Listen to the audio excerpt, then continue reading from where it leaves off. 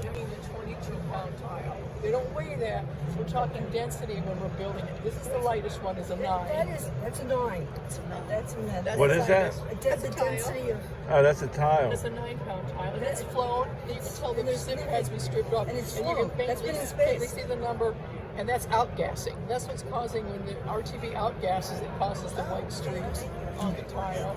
So if I'm putting this gap filler between a 9-pound tile, I'm sorry. I need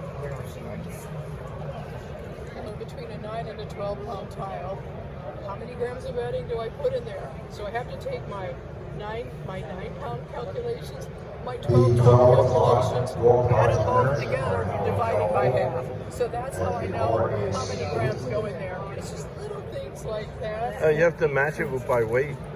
I'm sorry? You have to match it by weight? By weight and thickness on this. This Okay. goes into a gauge so they can tell how thick it goes. So there's a machine that'll tell you that it's Oh, right. yeah, they're gonna compress it, yeah. So these are blankets on the outside. I never realized that was on the outside. Oh, yeah, and I'll show you. I I'll thought take it was a better all picture. tile. So I'm at the back of my book, so I will start from the back to the front. This is the process and how we do it. I have the machine and I'll show you, but this is the final step. I have to hand knot all the way around the back. Our formula was class of blanket, class meaning thickness, plus 1.5 inches. So I'm knotting all the way around where the threads intersect in the back, right here. Then I flip my fabric to the back of it. All the corners are beveled. They're very tight fitting. We want them tight so that it hugs the shuttle skin. Yeah, I would think so.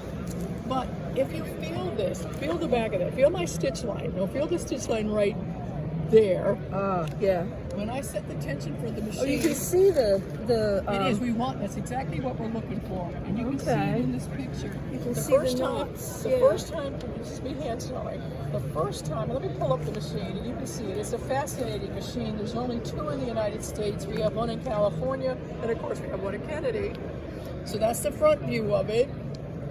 Then I have a side view. It's like a gigantic loom. That's exactly how I describe it to people. It's about 10.5 feet tall. It weighs tons. Wow. 4 gallons of WD-40 go in there. They help fabricate the needles. If we don't use the machine for a while, little drops of gold form at the bottom of each needle because it's dripping down. Oh. So this is the beginning process. You see the needles are 9 Now you inches have to long. watch it as it's going, right? It is. It takes about 3.5 minutes. Oh yeah. It's very But intense. we have these little knobs that come up. Those are little sensors, and so on my plate, it will read it. Before we used to manually have to do that and push it through until we set a computer on the machine, so the computer reads the little sensor spots to help it go down. And it takes 3.5 minutes roughly to have it go down. See all the needles here? I have a close-up too. This is called a production unit as it comes out, another production unit. 30 by 30 inch piece of fabric. A weight savings on this alone, I could fit 15 to 25 tile in that one piece depending on its size instead of building all those tile.